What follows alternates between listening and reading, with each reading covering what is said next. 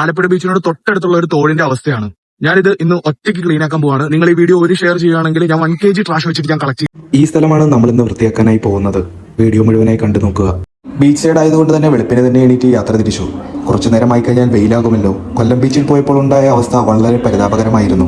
പോകുന്ന വഴിയിൽ നാഷണൽ ഹൈവേയുടെ പണികളൊക്കെ നന്നായി പുരോഗമിക്കുന്നുണ്ട്.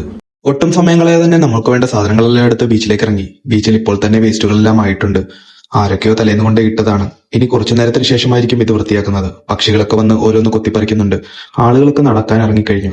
ഇവിടെയാണ് നമ്മൾ ഇന്ന് വൃത്തിയാക്കാൻ പോകുന്നത്. ഇത് ആലപ്പുഴ ബീച്ചിലേക്ക് ചെന്ന് ചേരുന്ന ഒരു തോടിന്റെ സൈഡാണ്. ബീച്ചിനോട് തൊട്ട് ചേർന്നുള്ള വശം. അവിടെ മുഴുവൻ വേസ്റ്റുകൾ അടിഞ്ഞിരിക്കുകയാണ്. ഞാൻ പതിയെ ആ വശങ്ങളിലൂടെയൊക്കെ ഒന്ന് നടന്നു നോക്കി. നിറയെ വേസ്റ്റുകളാണ്. എന്തുമാത്രം ചെരുപ്പുകളും കുപ്പികളും ഒക്കെയാണെന്ന് നോക്കിക്കേ. ഇതൊക്കെ ഇവിടെ കടന്നു കഴിഞ്ഞാൽ എല്ലാവർക്കും പെട്ടെന്ന് ഇൻഫെക്ഷനും കാര്യങ്ങളൊക്കെ എന്തായാലും ഉണ്ടാവും. അതുകൊണ്ട് ഇത് തന്നെ ഇന്ന് നീക്കം ചെയ്യാമെന്നോർത്തു. കൊതുകുകളൊക്കെ ഒരുപാട് പെരുകിയിട്ടുണ്ട്. നിറയെ വേസ്റ്റുകൾ നിറഞ്ഞിരിക്കുന്നു. 3-4 ദിവസമായി ചൂല് പിടിച്ച് ക്ലീനിങ് നടത്തുന്നത് കൊണ്ട് കൈയൊക്കെ മുറിഞ്ഞിട്ടുണ്ട്. അവിടെയൊക്കെ ഒരു ബാൻഡേജ് ഒട്ടിച്ച ശേഷം ബാക്കി പരിപാടികൾ ചെയ്യാമെന്നോർത്തു.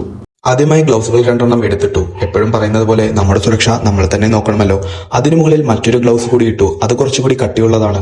ഇവിടെയൊക്കെ ഇറങ്ങുമ്പോൾ ഇങ്ങനെയുള്ള ഗ്ലൗസുകൾ എന്തായാലും ധരിച്ചിരിക്കണം. കാരണം നീഡിലുകളും സിറിഞ്ചുകളും ഒക്കെ ഒരുപാട് ഇവിടെ ഉണ്ട്. അതൊക്കെ നമ്മുടെ കയ്യിൽ കുത്തിക്കറി നമുക്ക് ഒരുപാട് അസുഖങ്ങൾ വരാനുള്ള സാധ്യതകളുണ്ട്. അതുകൊണ്ട് തന്നെ ആദ്യം ഞാൻ അതൊക്കെ തന്നെ ചെയ്തു. പതിയിരുന്ന് ഓരോന്നോരോന്നായി വേസ്റ്റുകൾ വാരാൻ തുടങ്ങി. മണ്ണിനടിയിലേക്കും ഒരുപാട് വേസ്റ്റുകളുണ്ട്. ആദ്യം മുകളിലുള്ളവ വാരാമെന്നോർത്തു. അവിടെ മുഴുവൻ വേരുകളാണ്. ആ വേരുകളിടയിലൂടെ വേസ്റ്റ് പെറുക്കാൻ വളരെയധികം പാടാണ്. അവിടെ നിന്നും കിട്ടിയ ഒരു സിറിഞ്ചാണ്. എല്ലായിടത്തും ഇത് തന്നെയാണ് അവസ്ഥ. അപ്പോഴാണ് നമ്മുടെ വീഡിയോ കണ്ടിട്ടുള്ള ഒരാൾ നമ്മളെ സഹായിക്കാനായി അവിടെ വന്നത്.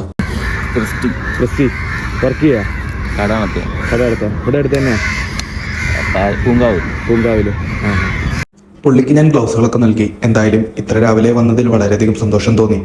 വീണ്ടും പതിയെ ജോലിയിലേക്ക് കടന്നു.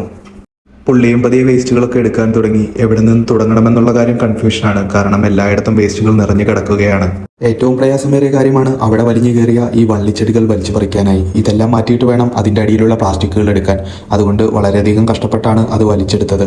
വള്ളിച്ചെടികൾ വലിച്ചു മാറ്റിയ ശേഷം അതിന്റെ അടിയിലുള്ള പ്ലാസ്റ്റിക്കുകൾ ഓരോന്നായി പെറുക്കിയെടുത്തു.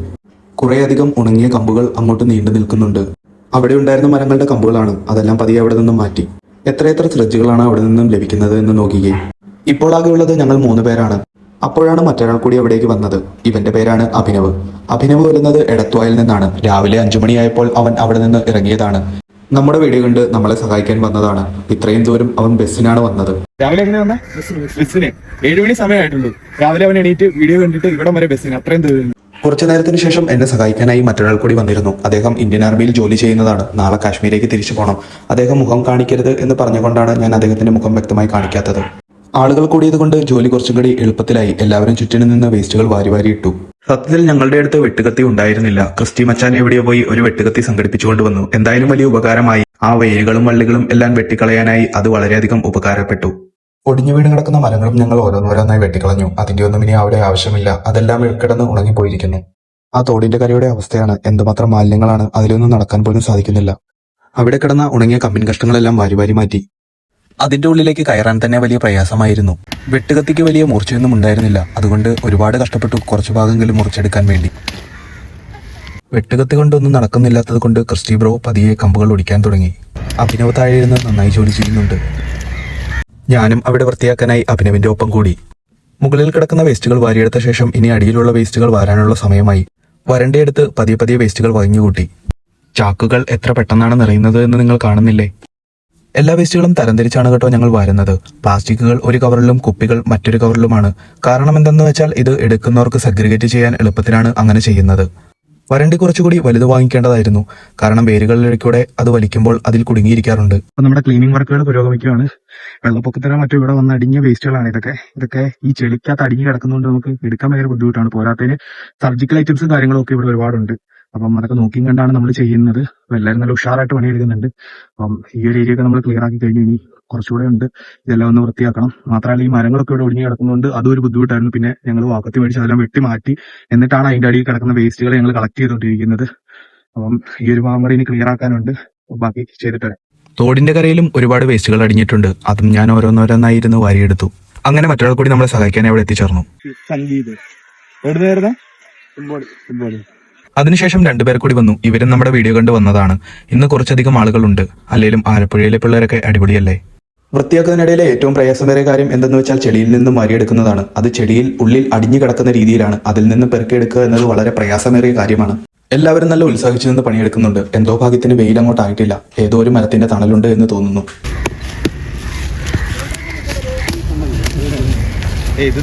സത്യത്തിൽ ഇവരൊക്കെ വന്നതുകൊണ്ടാണ് പരിപാടി പെട്ടെന്ന് നീക്കുപോക്കാവുന്നത്. ഇവരെല്ലാം ഒരുമിച്ച് നിൽക്കുന്നത് കൊണ്ട് നമുക്ക് പെട്ടെന്ന് പരിപാടികൾ തീർന്നു പോകുന്നുണ്ട്. ഇല്ലെങ്കിൽ എത്ര സമയം എടുക്കുമെന്ന് ചിന്തിക്കാൻ പോലും കഴിയുകയില്ല. മണ്ണിൽ പതിഞ്ഞ ചെടികളായതുകൊണ്ട് പെട്ടെന്ന് വലിച്ചാൽ പോരുന്നുണ്ട്. അതുകൊണ്ട് കത്തിക്കാഞ്ഞു വെട്ടേണ്ടതില്ല. കത്തിക്ക് നല്ല മൂർച്ചയാണല്ലോ. ഏറ്റവും പ്രയാസം ചെറിയ ചെറിയ പ്ലാസ്റ്റിക്കുകൾ പെറുക്കാനാണ്.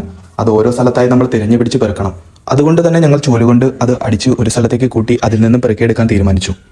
പരിപാടികൾ ഏകദേശം തീരാറായി. ഞങ്ങളെല്ലാം ചാക്കിലേക്ക് വരാൻ തുടങ്ങി. ഇനിയിപ്പോൾ ഫിനിഷിംഗ് ആണ്. ആദ്യം അവിടെയുള്ള കരികിലകളെല്ലാം ഒന്ന് അടിച്ചു കൂട്ടണം.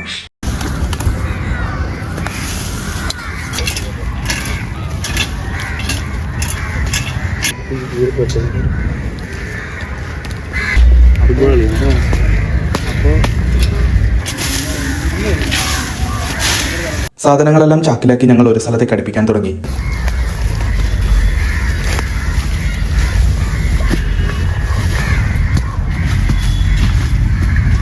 സമയം അതിക്രമിച്ചിരിക്കുന്നു. അതുകൊണ്ട് തന്നെ പെട്ടെന്ന് തന്നെ പരിപാടി തീർക്കേണ്ടതിരിക്കുന്നു. മാറ്റിവെച്ച കുപ്പിച്ചില്ലുകളെല്ലാം ഞങ്ങൾ മറ്റൊരു പാത്രത്തിലാക്കി.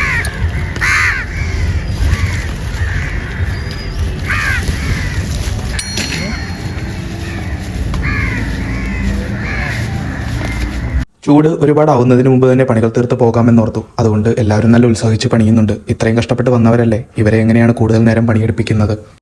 അതിന്റെ തീരം വൃത്തിയാക്കി ഞങ്ങൾ ഒരു പാർക്ക് പോലെ ആക്കിയെടുത്തു. നല്ല തണലുണ്ടല്ലോ. ഒരു കസര കൂടി ഇട്ട് കൊടുത്താൽ ആർക്കെങ്കിലും ഒന്ന് ഇരിക്കാമല്ലോ. ബീച്ചുമുണ്ട് തൊട്ടടുത്ത്, അതിന്റെ ഒപ്പം തന്നെ തോടും.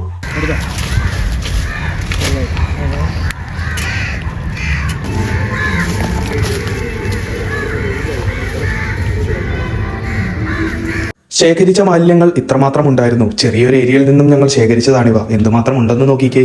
വൃത്തിയാക്കി കഴിഞ്ഞപ്പോഴുള്ള അവിടുത്തെ അവസ്ഥയാണ് നിങ്ങൾ കണ്ടുകൊണ്ടിരിക്കുന്നത്.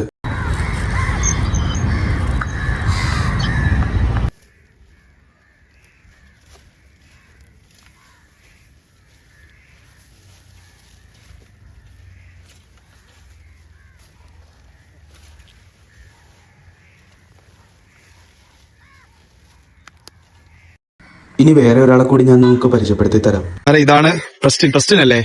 പ്രസ്റ്റിൻ തിരുവല്ലയെന്നാണ് അവൻ വരുന്നത്. അവന്റെ കൈ നോക്കിയാൽ ഒടിഞ്ഞ കൈയും വെച്ചിട്ടാണ് അവൻ വരുന്നത്. നമ്മുടെ പരിപാടിയൊക്കെ തീർന്നെങ്കിലും അത്ര എഫോർട്ട് ഇട്ട് അവൻ തിരുവല്ലയിൽ നിന്ന് രാവിലെ 8 മണിക്ക് അവൻ ബസ്സുള്ളൂ. അവൻ ആ ടൈമിൽ നിന്ന് അവിടുന്ന് കയറി ഇതേ ഇപ്പൊ ഇവിടെ വന്നിരിക്കുന്നു. എന്നാലും ഇവിടെ വളരെയധികം സന്തോഷമുണ്ട് കേട്ടോ. വളരെയധികം സന്തോഷം. കൈ വേണ്ട, വളരെയധികം സന്തോഷം വന്നതിൽ. ഒരുപാട് സ്നേഹം. അടുത്ത നമ്മള് കോട്ടയത്ത് നമുക്ക് റെഡിയാക്കാം. വേസ്റ്റ് കളക്ട് ചെയ്യാനുള്ള കാര്യങ്ങൾ ചോദിച്ച് ഒരാൾ പോലീസ് സ്റ്റേഷന്റെ അടുക്കലേക്ക് പോയിട്ടുണ്ട്. അവനെ കാത്ത് ഞങ്ങൾ ഇരിപ്പാണ്. അവർ എന്താണ് പറയുന്നത് എന്നറിയില്ലല്ലോ. അവിടെയുള്ള ഉദ്യോഗസ്ഥരുടെ മറുപടി കേട്ട് എനിക്ക് നിരാശ തോന്നി. വേസ്റ്റുകൾ കളക്ട് ചെയ്യാനായി അവർ അങ്ങോട്ട് വരില്ലത്രേ. ഇതിനായി അവർ പറയുന്ന സ്ഥലത്ത് നമ്മൾ കൊണ്ട് വെക്കേണ്ടി വന്നു. അതുമാത്രമല്ല, മറ്റൊരാൾക്ക് കൊടുക്കണമെങ്കിൽ അവർക്ക് അങ്ങോട്ട് കാശ് കൊടുക്കേണ്ടി വരും. ഇതിപ്പോൾ ഞങ്ങൾ സ്വന്തം കയ്യിൽ നിന്നും കാശ് മുടക്കിയാണ് ഓട്ടോ വിളിച്ച് അവിടെ കൊണ്ട് വേസ്റ്റ് ഇറക്കുന്നത്. ഒരു കൈ ഒടിഞ്ഞിരിക്കുകയാണെങ്കിലും മറ്റേ കൈ ഉപയോഗിച്ച് പ്രശ്നമാവുന്ന രീതിയിൽ ഞങ്ങളെ സഹായിക്കുന്നുണ്ട്. വേണ്ടെന്ന് ഒരുപാട് തവണ പറഞ്ഞതാണ് അവനോട്. ഇവിടെയാണ് വേസ്റ്റുകൾ കൊണ്ട് ഇറക്കാനായി അവർ പറഞ്ഞത്. ഞങ്ങൾ വേസ്റ്റുമായി ഇങ്ങോട്ട് പോന്നു. ഈ ഓട്ടോ നിറയെ വേസ്റ്റുകൾ ഉണ്ടായിരുന്നു. 2 ട്രിപ്പാണ് അടിക്കേണ്ടി വന്നത്. വേസ്റ്റുകൾ ഓരോന്നായി ഇറക്കാൻ തുടങ്ങി ഞങ്ങൾ.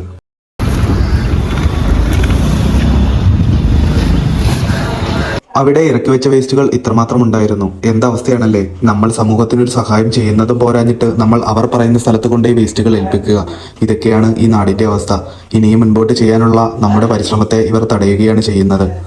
പ്രസ്റ്റിനെ ബസ് സ്റ്റാൻഡിൽ കൊണ്ടുവിട്ടിട്ട് ഞങ്ങൾ തിരിച്ച് റൂമിലേക്ക് യാത്ര തിരിച്ചു. ഇനി നാളെ ചെയ്യാനുള്ളത് കോട്ടയമാണ്. വീഡിയോ ഇഷ്ടപ്പെട്ടെങ്കിൽ സബ്സ്ക്രൈബ് ചെയ്ത് കൂടെ കൂടുക.